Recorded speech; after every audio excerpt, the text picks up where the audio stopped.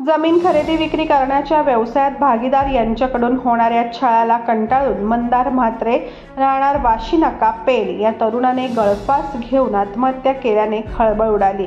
आत्महत्येपूर्वी लिहिलेल्या चिठ्ठीत जमीन व्यवसायामधील भागीदार यांनी दिलेल्या त्रासामुळे आपण जीवन संपत असल्याचे लिहून ठेवल्याचा आरोप मयत मंदार यांचा भाऊ मंगेश यांनी केला। पेण पोलिसांनी भागीदारांना अटक केलेली आहे, तर एक भागीदार फरार आहे।